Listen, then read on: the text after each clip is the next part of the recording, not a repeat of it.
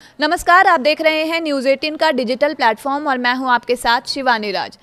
दक्षिण लेबनान में इजरायली सेना ने रणनीतिक रूप से महत्वपूर्ण ब्यूकोट किले पर कब्जा कर लिया है।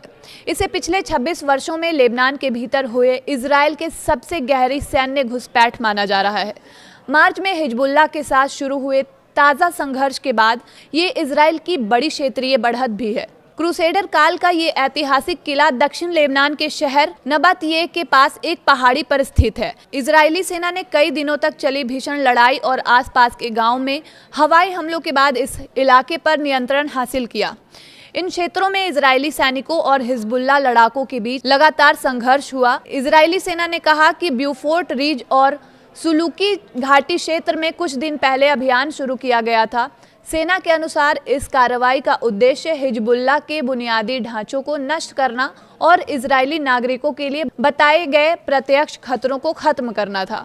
इजरायली सेना ने यह भी कहा कि जरूरत पड़ने पर अभियान का दायरा और बढ़ाया जा सकता है। सेना की ओर से जारी की गई तस्वीरों में सैनिक ऐतिहासिक ब्यूफोर्ट किले के बाहर दिखाई दिए। इजरायल इससे पहले 1982 से 2000 तक दक्षिण लेबनान में अपनी सैन्य मौजूदगी के दौरान भी इस किले पर नियंत्रण रख चुका है। ये सैन्य बढ़त ऐसे समय में हुई है जब 17 अप्रैल से दोनों पक्षों के बीच युद्ध विराम लागू है। रिपोर्टों के अनुसार इजरायली सैनिक लितानी नदी पार कर चुके हैं और अब नबातिये शहर से लगभग 5 किलोमीटर की दूरी तक पहुंच गए हैं। नबातिये दक्षिण लेबनान के सबसे बड़े शहरों में से एक माना जाता है। हालिया घटनाक्रम पर हिजबुल्लाह या लेबनान सरकार की ओर से तत्काल कोई प्रतिक्रिया नहीं आई है। वहीं इजरायल और लेबनान के बीच वाशिंगटन में प्रत्यक्ष वार्ता भी जारी है, लेकिन सीमा पर तनाव अभी भी बना हुआ है।